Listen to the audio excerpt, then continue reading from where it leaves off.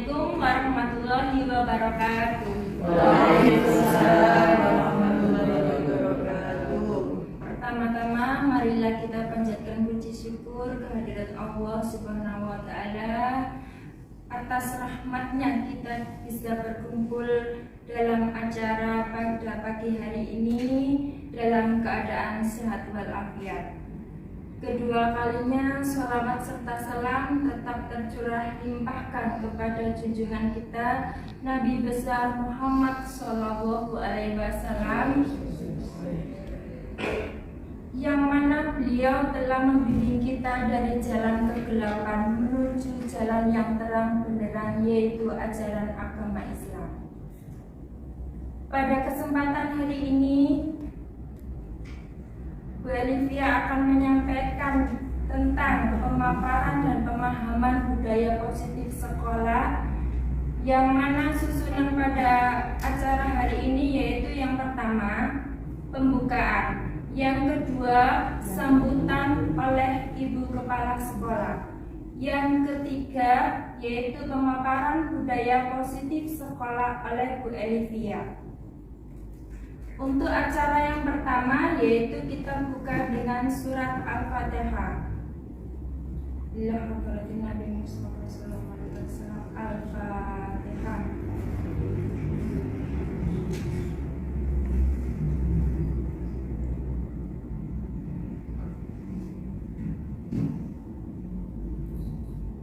Untuk acara yang kedua yaitu sambutan oleh Ibu Kepala Sekolah, kepadanya kami persilakan.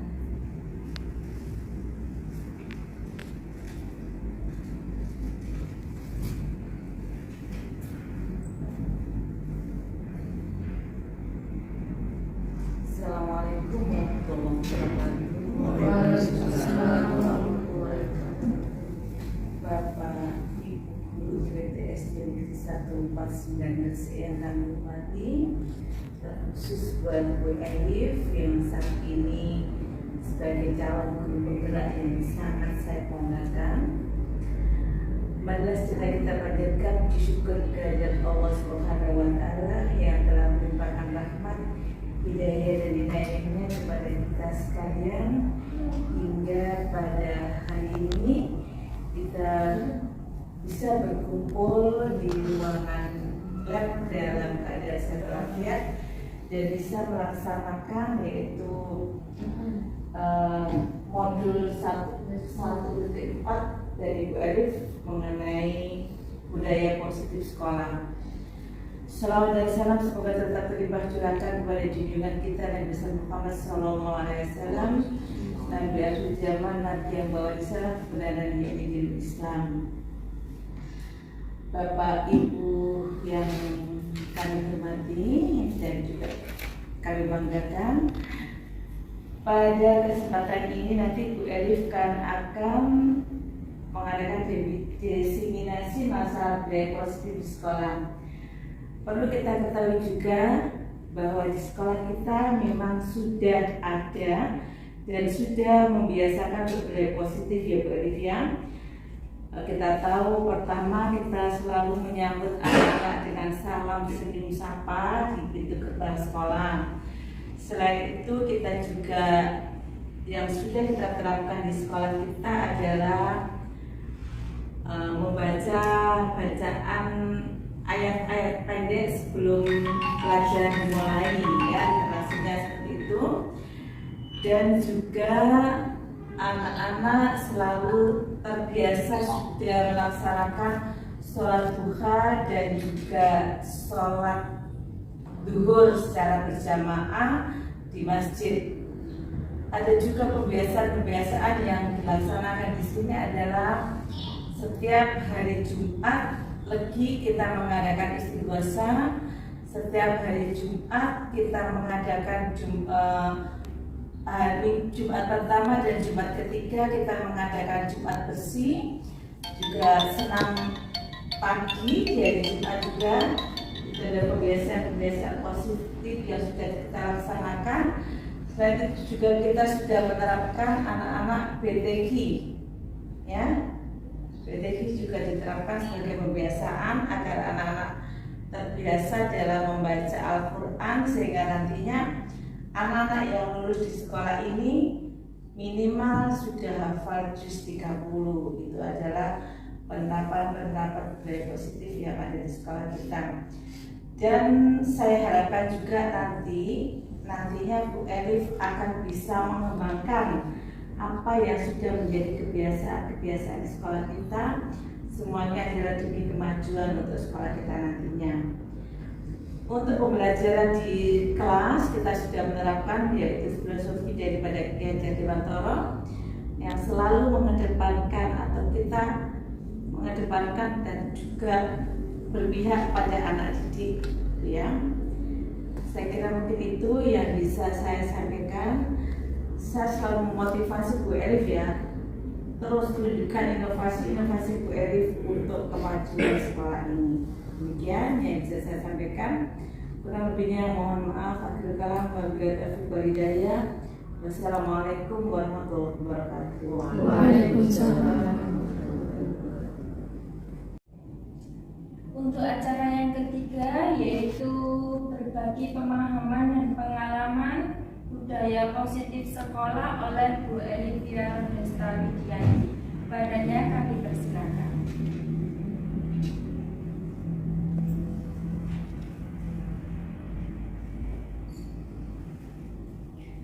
Assalamualaikum warahmatullahi wabarakatuh. Waalaikumsalam.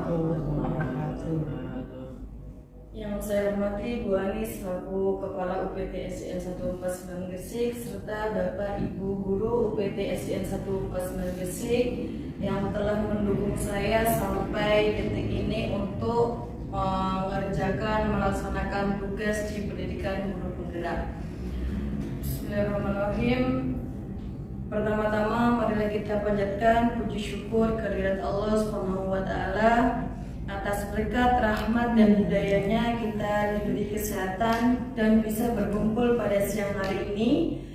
Sholawat serta salam tetap tercurahkan kepada junjungan Nabi besar Muhammad SAW, karena beliaulah kita dapat membedakan mana yang baik dan mana yang buruk. Pada kesempatan kali ini saya akan berbagi tentang pemahaman dan pengalaman yang saya terima di modul 1.4, yakni tentang budaya positif di sekolah. Pada budaya positif di sekolah yang menjadi titik inti dalam pembahasan, yaitu yang pertama adalah perubahan paradigma pembelajaran, dan yang kedua adalah disiplin positif, dan yang ketiga adalah nilai-nilai kebajikan, dan yang keempat kebutuhan dasar manusia, yang kelima motivasi perilaku manusia, dan yang keenam posisi kontrol guru, yang ketujuh keyakinan kelas, dan yang terakhir adalah segitiga restitusi. Ini adalah pembahasan yang ada di budaya positif dan nanti insya Allah akan bisa kita terapkan bersama-sama di sekolah, di mana budaya positif itu sendiri adalah perwujudan dari nilai-nilai atau keyakinan universal yang diterapkan di sekolah. Jadi budaya positif itu adalah hasil-hasil nilai-nilai yang sudah berjalan di sekolah kita, kemudian kita budayakan untuk menjadi kebiasaan yang positif untuk dilakukan, seperti itu. Pembelajaran paradigma baru merupakan pembelajaran yang dirancang berdasarkan prinsip diferensiasi sesuai dengan kebutuhan siswa dan tahapan perkembangan siswa dalam mewujudkan profil pelajar Pancasila, di mana profil pelajar Pancasila di sini ada 6 dimensi. Yang pertama, beriman dan bertakwa kepada Tuhan Yang Maha Esa dan berakhlak mulia. Yang kedua, berkebinakaan global, dan yang ketiga bergotong royong, yang keempat kreatif, dan yang kelima bernalar kritis, dan yang keenam adalah mandiri. Dalam hal ini budaya positif yang sudah ada di sekolah kita, untuk di awal kan kita sudah menyanyikan lagu Indonesia Raya nih, kemudian pembacaan Pancasila. Untuk saran saya selanjutnya untuk Bapak Ibu Guru, mungkin bisa diselingi juga untuk lagu profil pelajar Pancasila. Mungkin Bapak Ibu sudah hafal semua gitu. Nah, itu nanti bisa disampaikan atau bisa digalakkan juga. Soalnya untuk profil pelajar Pancasila ini yang menjadi nilai-nilai karakter yang akan dibudayakan di sekolah seperti itu. Jadi biar anak-anak hafal, mungkin kita nanti bisa menyepakati gerakannya nih di masing-masing dimensi profil pelajar Pancasila. Kemudian untuk yang kedua yaitu disiplin positif, di mana di sini kalau kita mendengar kata disiplin yang terlintas dalam pikiran kita itu adalah peraturan, kemudian tata tertib dan teratur. Jadi disiplin itu lebih ke kita itu harus melaksanakan, tidak boleh untuk meninggalkan seperti itu. Padahal di sini menurut Ki Hajar Dewantara untuk disiplin sendiri itu adalah disiplin diri yang memiliki motivasi intrinsik, bukan ekstrinsik. Kata disiplin berasal dari bahasa Latin yaitu disciplina yang berarti belajar. Kata disiplin juga berasal dari akar kata yang sama dengan disciple atau murid atau pengikut. Dalam hal ini seseorang atau murid harus paham betul mengapa mereka mengikuti suatu aliran, sehingga motivasi yang terbangun adalah motivasi intrinsik dari dirinya sendiri, bukan dari orang lain atau bukan dari peraturan yang ada di sekolah. Jadi contohnya kayak wajib memakai seragam lengkap. Nah itu mereka sudah tahu kalau saya kalau nggak pakai topi, kalau nggak pakai dasi itu berarti saya kurang menjadi siswa yang yang menaati peraturan atau yang rapi seperti itu ya. Jadi bukan karena aku nanti takut dihukum atau nanti takut dimarahi guru lah seperti itu. Itu adalah perbedaan antara motivasi intrinsik dan motivasi ekstrinsik. Disiplin diri itu juga dapat membuat seseorang menggali potensinya menuju ke sebuah tujuan, sesuatu yang dihargai dan bermakna. Disiplin diri juga mempelajari bagaimana cara kita mengontrol diri dan bagaimana menguasai diri untuk memilih tindakan yang mengacu pada nilai-nilai kebajikan. Dan di sini tugas kita sebagai tenaga pendidik, kita harus mampu mewujudkan untuk meningkatkan disiplin diri ini mulai dari dalam dirinya siswa, bukan lagi karena eksternalnya seperti itu. Terkait untuk nilai-nilai kebajikan di sini yaitu nilai-nilai kebajikan itu sendiri adalah nilai-nilai yang bersifat universal dan disepakati bersama, tidak bergantung pada suku, bangsa, agama maupun latar belakang. Dan di sini banyak organisasi-organisasi di Indonesia khususnya yang memiliki nilai-nilai kebajikan tersendiri. Di sini ada beberapa contoh. Ya, ini yang pertama profil pelajar Pancasila yang menjadi titik tujuan utama di pendidikan Indonesia.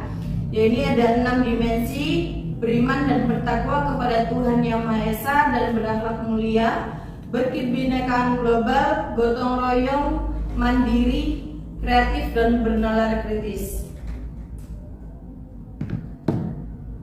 Dan ini adalah kebutuhan dasar manusia. Segala sesuatu yang kita lakukan untuk mendapatkan apa yang kita inginkan. Jadi di sini pembelajaran kita di kelas ataupun di luar kelas pun itu semuanya harus berpihak kepada murid sesuai dengan pemikiran filosofi Ki Hajar Dewantara terkait pendidikan. Di mana kebutuhan dasar manusia ini ada 5. Yang pertama adalah bertahan hidup.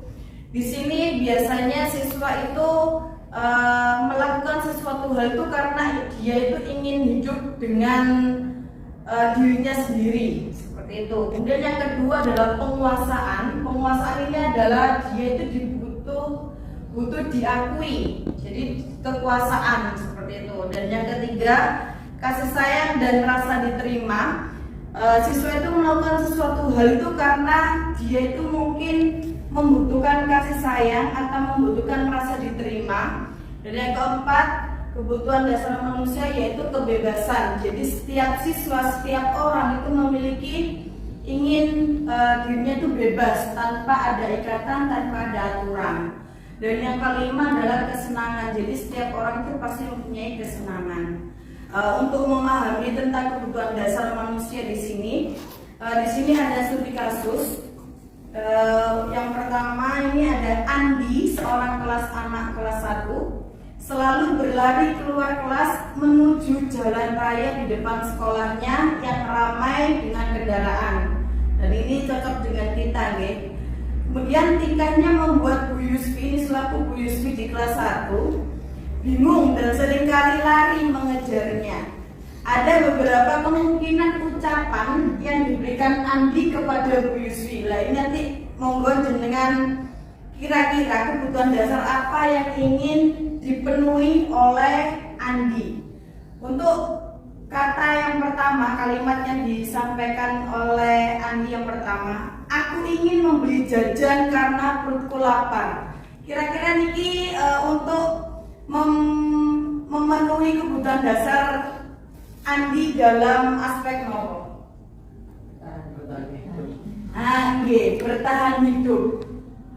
Jadi dia itu lapar, kemudian dia keluar pagar mencari makanan. Itu adalah langkah yang dilakukan oleh Andi untuk memenuhi kebutuhan dasarnya bertahan hidup. Seperti itu. Kemudian yang kedua, aku hebat kan, bisa bikin ibu guru mengejar saya, gitu ya. Nah, itu kira-kira kebutuhan dasar Andi yang apa yang ingin dipenuhi? Aku hebat kan, nah itu berarti apa? Jadi dia tuh kayak merasa bangga dirinya tuh hebat. Nah itu adalah kebutuhan dasar maksud tentang penguasaan. Saya hebat kan, saya pemimpin di kelas ini, jadi saya harus seperti ini. Nah itu adalah kebutuhan dasar manusia tentang penguasaan seperti itu. Kemudian yang ketiga, ibu kejar aku ya karena ibu sayang sama aku. Nah itu adalah contoh dari kebutuhan dasar Andi di aspek kasih sayang. Jadi guru itu merasa dia itu menyayangi. Jadi dia itu sangat senang lah. Itu adalah kebutuhan dasarnya Andi untuk keluar seperti itu. Kemudian yang keempat, aku bosan belajar di dalam kelas Bu. Nah itu adalah contoh dari kebutuhan dasar manusia di leres, di kebebasan. Jadi dia itu ingin bebas, tidak ada di kelas seperti itu. Kemudian yang terakhir, aku senang main kejar-kejaran dengan ibu guru, seru. Nah itu adalah aspek kesenangan. Jadi setiap tindakan siswa itu sebenarnya memiliki tujuan, memiliki makna tersendiri bagi siswa. Bagi siswa itu adalah hak untuk memenuhi hak dasarnya mereka. Tapi tanpa kita sadari, kita kadang itu langsung ngejudge, hari ini kok kayak lah, ngoten kan gila. Itu padahal kalau di dalam teori kontrol inilah, ini sudah termasuk mereka tuh ingin memenuhi kebutuhan dasar. Kenapa? Karena dengan pemenuhan dasar kebutuhan dasar manusia itu, dia mampu menghasilkan dunia yang berkualitas di dalam dirinya. Dimana dunia berkualitas itu adalah gambaran representasi dari semua yang diinginkan. Bisa berisi orang-orang yang disayangi, bisa hal-hal apa yang terbaik dalam dirinya, di hidupnya, sesuatu yang membuat dia bahagia karena terpenuhi semua kebutuhannya. Jadi kalau anak-anak ada salah satu kebutuhan dasar yang tidak terpenuhi, dia akan merasa kok gini ya. Jadi dia tidak merasa senang, bahkan kalau di kelas mungkin dia kurang bersemangat seperti itu. Kemudian di sini ada motivasi manusia. Di sini juga kembali ke murid, apabila siswa itu termotivasi untuk belajar, termotivasi untuk melakukan budaya positif, itu di sini ada 3 macam-macam motivasi dari diri anak.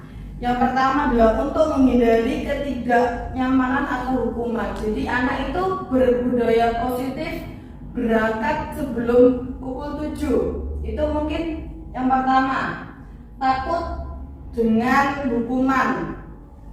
Kemudian yang kedua, untuk mendapatkan imbalan atau penghargaan dari orang lain.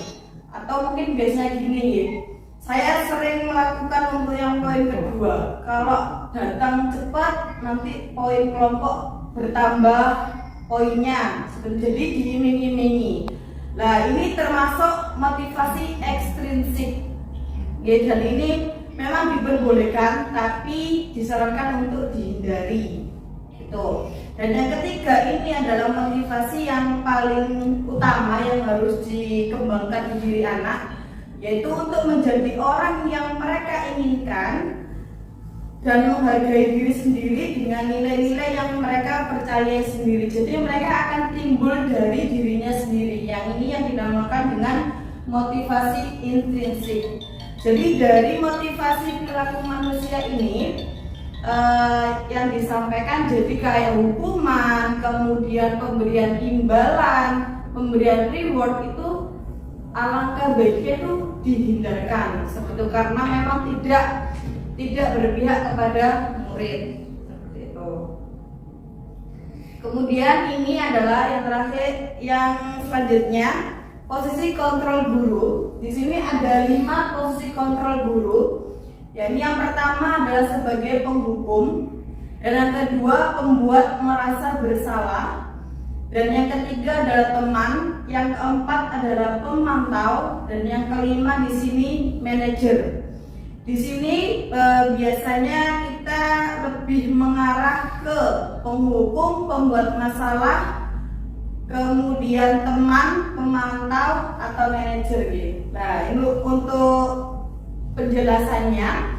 Untuk yang penghukum ini, kita biasanya kalau anak salah, kita langsung menghukum anak.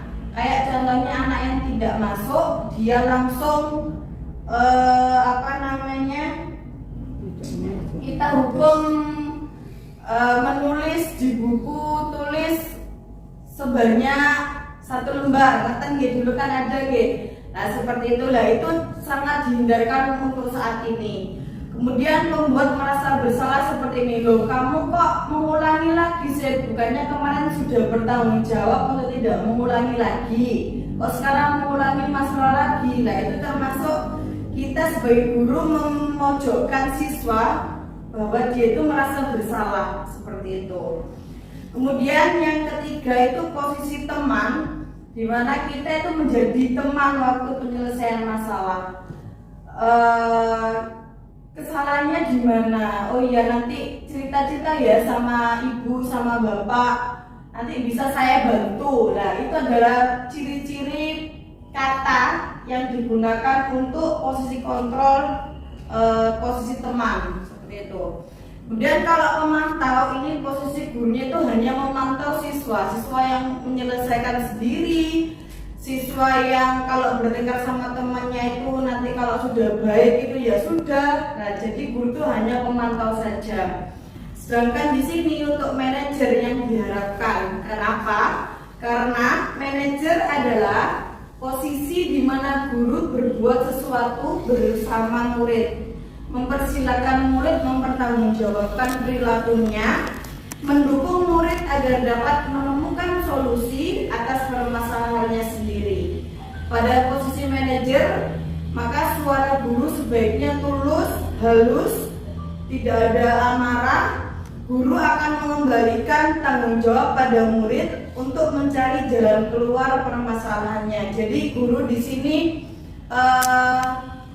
hanya menjadi fasilitator, mengarahkan siswa itu untuk menyadari bahwa itu salah, kemudian mencarikan solusi dan diyakini oleh siswa untuk dilakukan menjadi lebih baik seperti itu. Kemudian selanjutnya budaya positif yaitu keyakinan kelas, dan ini kemungkinan sudah dilaksanakan oleh Bapak Ibu guru di kelas. Bagi yang belum, kemungkinan nanti bisa dilaksanakan ya. Dan ini adalah keyakinan kelas. Mengapa kok bukan peraturan kelas ya? Kira-kira apa Bapak Ibu? Keyakinan kelas yang kita pakai, yang kita kenal adalah kontrak belajar atau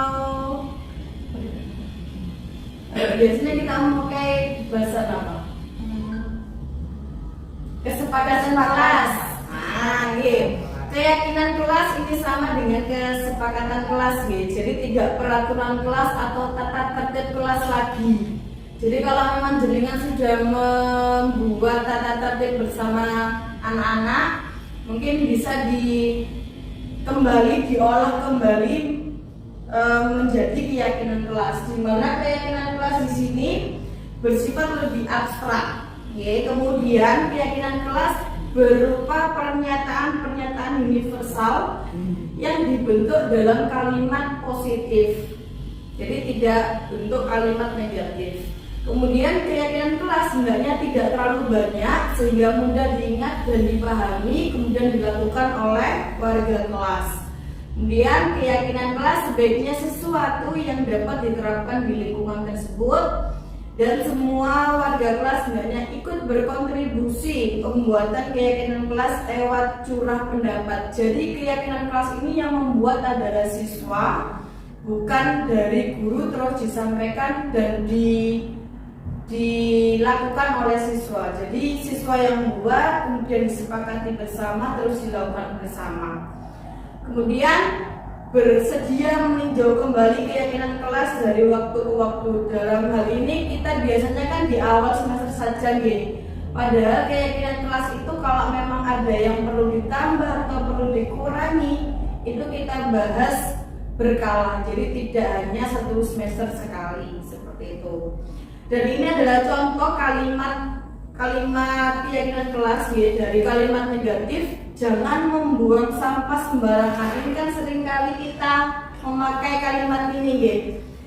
Untuk di keyakinan kelas ini menjadi kalimat positif, yaitu buanglah sampah di tempatnya, atau silakan membuang sampah di tempat sampah. Nah seperti itu. Jadi anak-anak itu sekarang itu kalau memang disuruh atau dilarang itu biasanya itu malah seperti mendal, kan ya.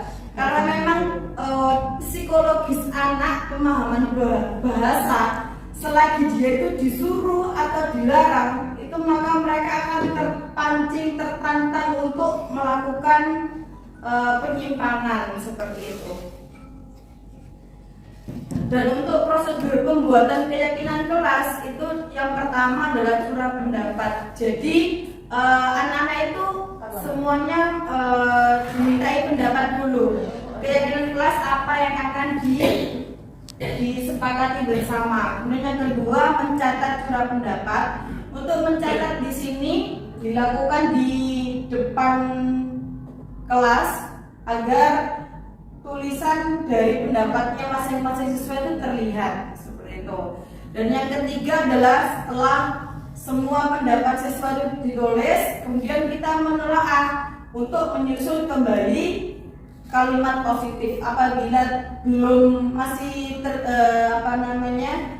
masih dalam bentuk kalimat negatif, bisa kita ubah menjadi kalimat positif. Dan yang keempat, disepakati dan dirayakan. Biasanya kalau disepakati di sini semuanya sudah selesai, kemudian bagaimana setuju anak-anak untuk dilaksanakan bersama seperti itu. Terus untuk merayakannya, mari kita sepakati, kita rayakan dengan biasanya tepuk semangat atau dengan yel-yel kelas atau dengan yel-yel kelompoknya seperti itu untuk keyakinan kelas. Mungkin di sini sudah ada yang membuat. Kemarin saya lihat Bu Fati sudah buat, kelasnya Bu Yusfi sudah. Kemudian yang terakhir adalah segitiga restitusi. Nah di sini pemecahan masalah di anak itu menggunakan segitiga restitusi, di mana restitusi ini sendiri adalah sebuah proses dialog yang dilakukan oleh guru atau orang tua agar dapat menghasilkan anak menjadi mandiri dan bertanggung jawab atas apa yang telah dilakukan. Untuk tahapan restitusi ini ada 3. Yang pertama, kita menstabilkan identitasnya terlebih dahulu.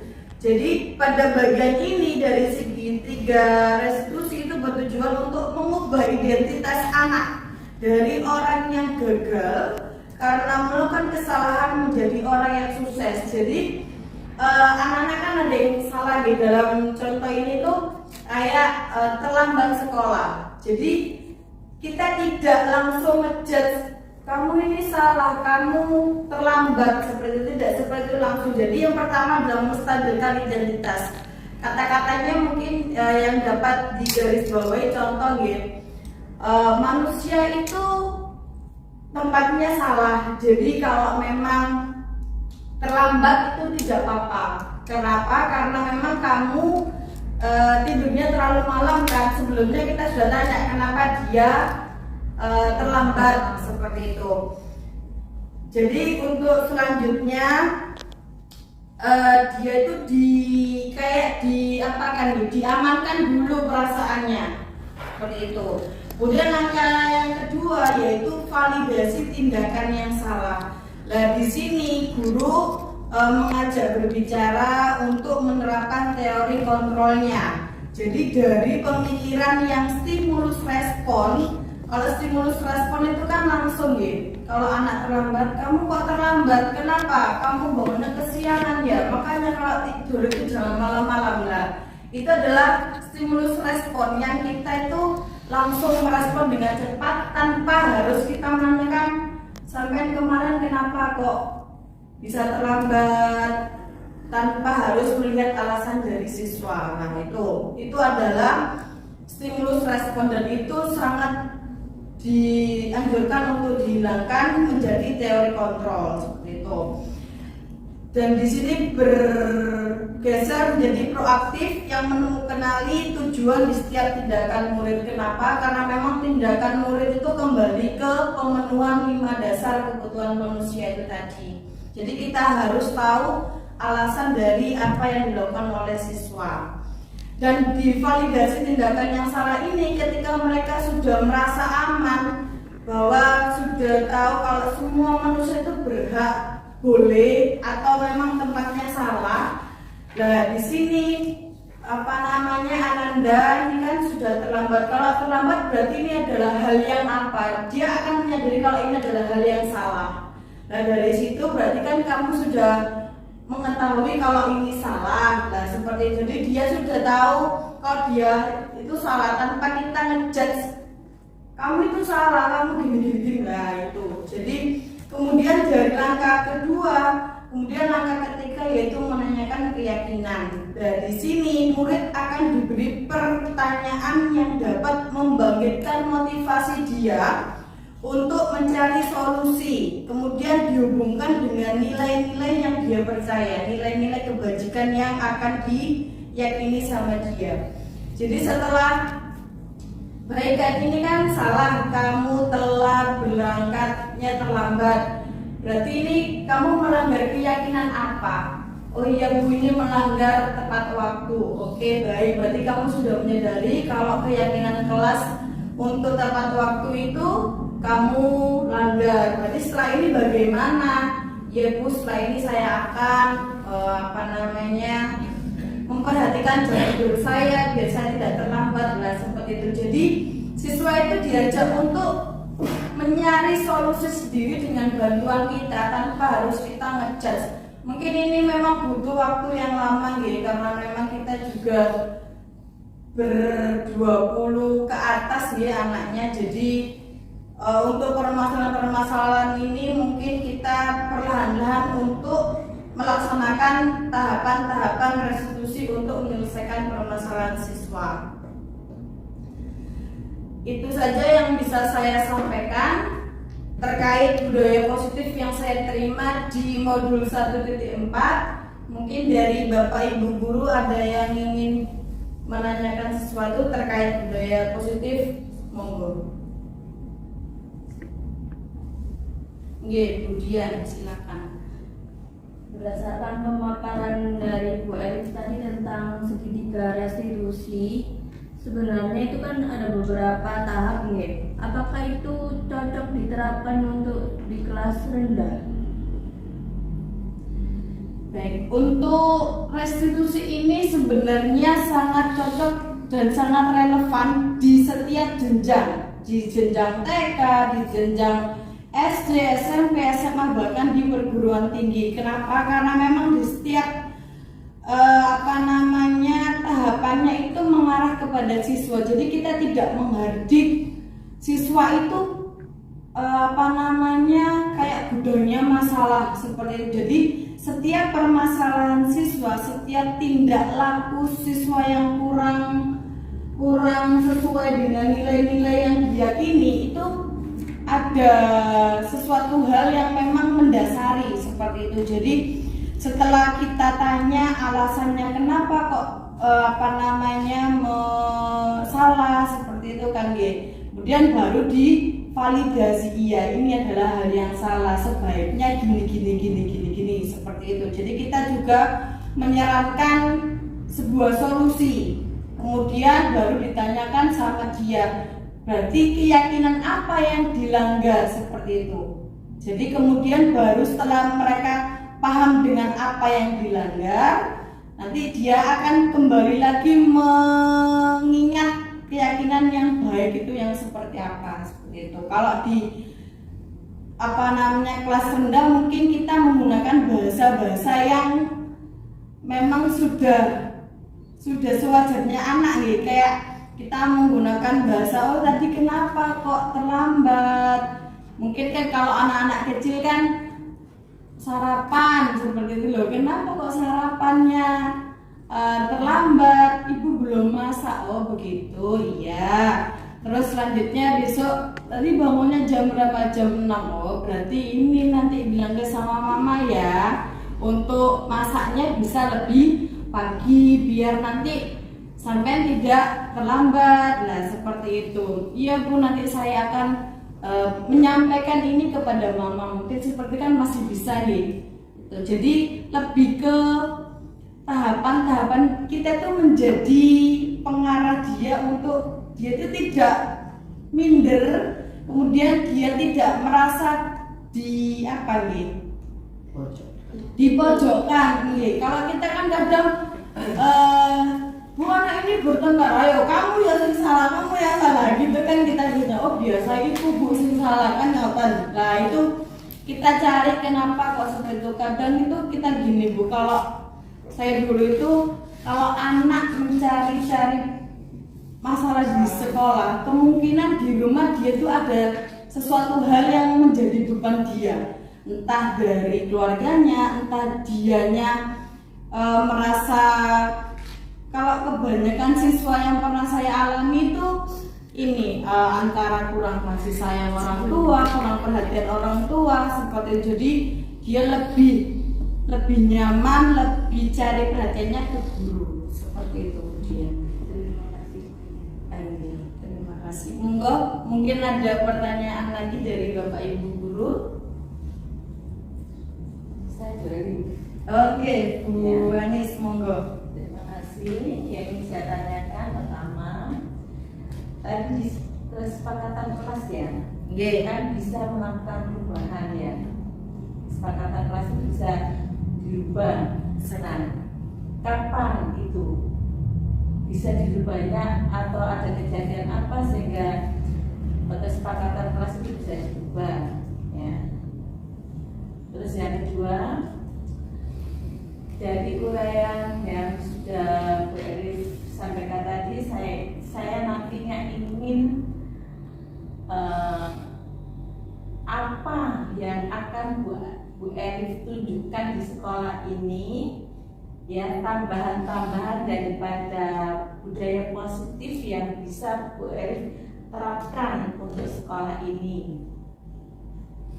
Saya ingin nanti bukti nyatanya dan apa ya. Tadi mungkin dari pertamanya menambahkan kita sudah budaya positifnya yaitu menyanyikan Indonesia Raya sudah oke, Garuda Pancasila oke, nanti pelajar Pancasila itu nanti saya ingin profil pelajar Pancasila saya ingin nanti segera diimplementasikan, segera diwujudkan apa yang sudah Bu Elis sampaikan di sini. Itu saja yang ingin saya tanyakan. Terima kasih. Oke, terima kasih Bu Anis. Untuk perubahan keyakinan kelas di sini, biasanya di sini kalau pengurangan itu jarang sekali dilakukan. Biasanya itu penambahan Bu Anis, seperti yang di kelas kemungkinan kayak membuang sampah itu adalah poin yang utama gitu, membuang sampah. Kemudian yang biasanya terlewatkan untuk dituliskan di keyakinan kelas itu adalah tentang perasaan peserta didik. Jadi banyak peserta didik itu yang mengikuti pembelajaran dengan kayak kurang bersemangat, tidak senang, atau bahkan membuli temannya. Nah, itu kan jarang sekali tertulis di keyakinan kelas. Dan sesuai dengan pengalaman saya waktu di kelas 6 kemarin itu di siswa saya itu banyak yang membuli temannya, seperti kayak mengatakan nama orang tua, dan itu memang tidak ada di keyakinan kelas. Dan itu saya tambahkan, saya ajak teman-teman, apakah ini hal yang baik seperti itu. Jadi tidak ada kurun waktu yang harus saklek 1 minggu sekali, buatan. Jadi kalau memang ada hal yang memang perlu diperbaiki dalam diri anak dan itu butuh kesepakatan bersama, lah itu boleh keyakinan kelas itu dirubah atau ditambah seperti itu, boleh. Keyakinan kelas itu dalam bentuk berupa tulisan atau enggak? Keyakinan kelas itu kayak sebuah aturan. Itu di tertulis apa enggak? Tertulis. Nah itu tadi kan waktu di pembuatan itu wajib untuk semuanya membuat pendapat biar tahu, kemudian disepakati dan itu ditulis di, kalau saya biasanya di manila besar. Kemudian kalau sudah disepakati, sudah dirayakan, ditempelkan. Berarti nanti kalau ada perubahan bisa ditambahkan di bawahnya. Seperti itu. Dan ini mumpung ada Bu Anis, kemarin saya sempat membuat juga. Ini rencananya saya akan cetak banner. Kemungkinan nanti sama yang seperti kemarin saya ingin saya tempel di beberapa titik yang di ruangan di halaman sekolah. Dan ini salah satunya adalah keyakinan kelas. Mungkin ini bisa juga nanti saya sampaikan ke Bu Anis terkait ini, apakah perlu ada yang dikurang atau ditambah. Dan ini yang pertama, ini untuk keyakinan siswa nih. Yang pertama adalah cinta Tuhan dan segenap ciptaannya. Di sini poinnya adalah untuk semuanya gitu, untuk siswa, untuk semua dewan guru juga. Kami meyakini bahwa sangat penting untuk menjalankan ibadah sesuai dengan agama, merawat tanaman di kelas atau di sekolah, menciptakan lingkungan sehat dan bersih, serta mencintai semua warga sekolah. Dan ini adalah poin keyakinan yang pertama. Jadi cinta Tuhan dan cinta sesamanya. Seperti itu. Dan yang kedua adalah hormat dan santun. Isinya, kami meyakini bahwa sangat penting untuk hormat kepada guru, orang tua, dan kepada orang yang lebih tua. Dalam hal ini seperti adik kelas dengan kakak kelas. Bertutur kata lembut serta bersikap yang sopan dan santun kepada semua. Kemudian poin yang ketiga, kreatif dan inovatif. Di sini isinya, kami meyakini bahwa sangat penting untuk meningkatkan dan mengembangkan kreativitas diri dan selalu berinovasi menciptakan karya-karya terbaik dan bermanfaat. Kemudian poin yang keempat adalah disiplin dan bertanggung jawab. Ini kami meyakini bahwa sangat penting untuk masuk kelas tepat waktu, mengerjakan tugas tepat waktu, piket kelas dan bertanggung jawab atas semua kewajiban yang harus dilakukan dengan baik. Poin yang kelima, jujur dan berintegritas, yakni kami meyakini bahwa sangat penting untuk berkata jujur sesuai dengan apa yang terjadi dan selalu konsisten dalam bertutur kata dan bersikap sesuai dengan keyakinan yang telah diterapkan sehari-hari. Dan yang keenam, gotong royong. Dan yang ketujuh adalah keamanan dan keselamatan. Ini insya Allah nanti kalau memang disetujui sama Bu Anis, dari poin-poinnya nanti akan saya cetak banner ini panjang ya, memanjang, dan nanti akan saya tempel di tempat yang memang cocok seperti itu Bu Anis. Jadi dan ini perlu nanti kalau sudah memang deal perlu disampaikan kepada anak-anak untuk dilaksanakan. Dan ini saya rencananya itu yang paling utama di yang saya lihat ya, itu terkait dengan poin kedua, yakni hormat dan santun dari sikap maupun tutur katanya siswa. Jadi anak-anak itu sangat, walaupun ada guru yang namanya meso, yang namanya bertengkar nama orang tua itu tidak ada takutnya, kan? Padahal kalau di sekolah saya yang lama dulu kayak memanggil namanya teman dengan nama yang lain itu aja sudah mereka tidak berani, malah nama orang tuanya seperti itu. Jadi poin utama yang mungkin perbedaan di antara sekolah yang swasta sama sekolah negeri yang saya rasakan karena dari perkataannya yang sangat-sangat butuh untuk diperbaiki seperti itu. Dan untuk di Indrio 1 ini alhamdulillah memang tidak banyak, tapi ya masih ada seperti itu. Jadi entah nanti programnya pripun. Jadi kalau di sekolah saya SMP dulu Bu Anis itu ada sistem poin. Jadi kalau anak itu berbuat kebaikan atau kesalahan itu ada poin tersendiri dari pihak kesiswaannya. Tapi kalau di SD kan tidak ada kesiswaan gitu. Itu nanti dengan poin wali kelas atau bagaimana itu nanti masih saya pikirkan karena memang global gitu. Dan ini kalau untuk karakter siswa itu memang butuh kontribusi semua pihak karena memang sebagai pengontrol anak-anak gitu. Seperti itu Bu Anis. Telepon Bu Anis. Iya, berarti kan ada nanti keyakinan kelas. Nanti kalau keyakinan siswa itu kan untuk seluruh ya. Nanti berarti kalau di kelas ada kesepakatan kelas. Ada kesepakatan kelas masing-masing. Terima kasih Bu Anis. Sudah atau ada pertanyaan lain dari Bapak Ibu guru? Sampun nggih.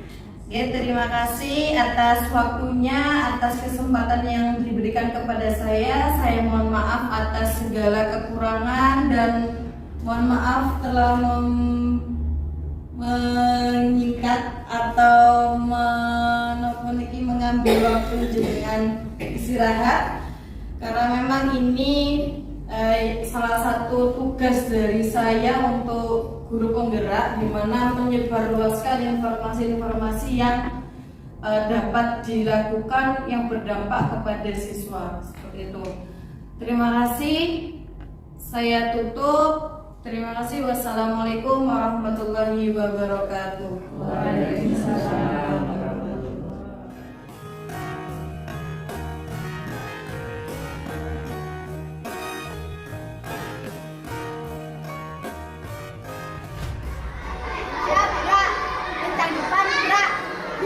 Gerak, perkalian 2 dan 3.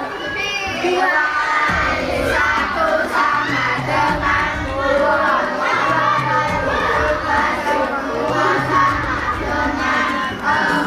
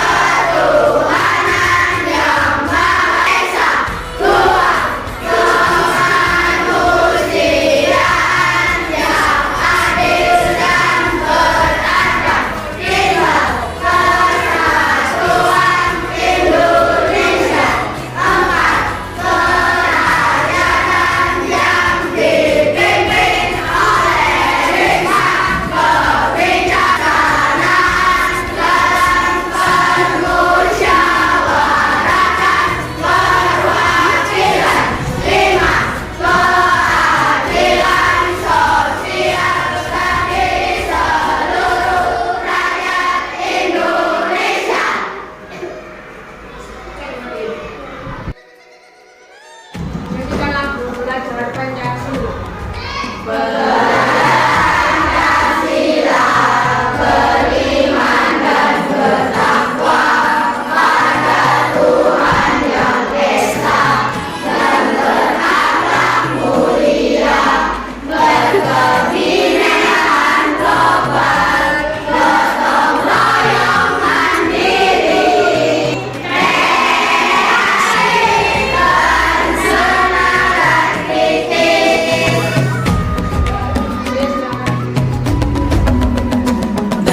dan bukalah matamu, saatnya meraih mimpimu. Arahkan pandangan ke depan, Tuhan kan menuntunmu. Sadarilah masa berganti, tantangan kan kita hadapi. Bergandeng tangan untuk negeri, era kita menanti berseri. Kita pelajar Pancasila.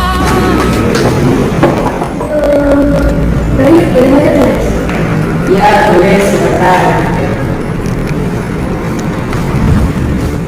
Assalamualaikum Mas Kolik.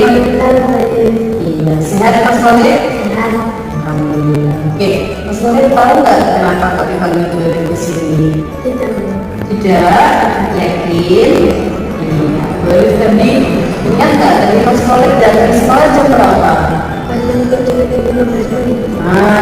lebih 15 menit. Sedangkan sekolah kita maksudnya jam berapa?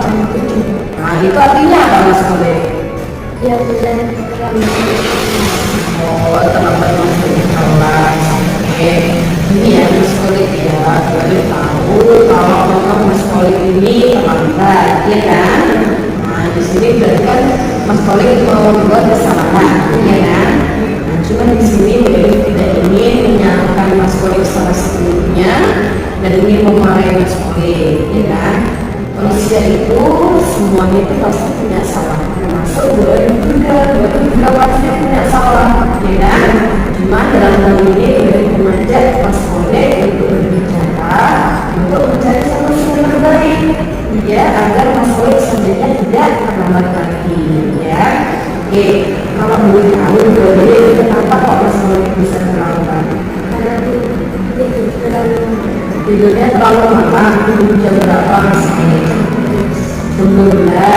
Ngapain saja sampai jam 12?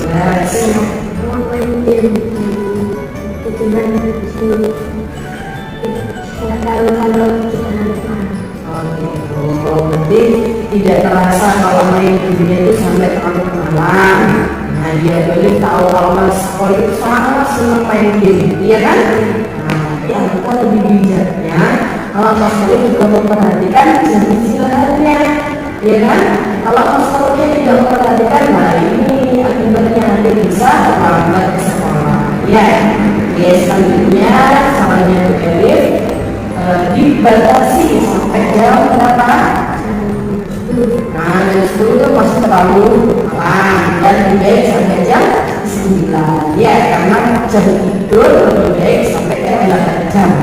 Ya, di jam 9 tidur nanti sudah bisa bangun sampai jam 5.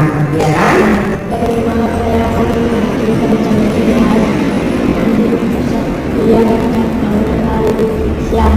Oke, bagus sekali kalau Mas Kolik sudah menyadari kalau itu adalah hal yang salah, ya. Karena memang datang terlambat itu tidak sesuai dengan keyakinan kelas kita, ya kan?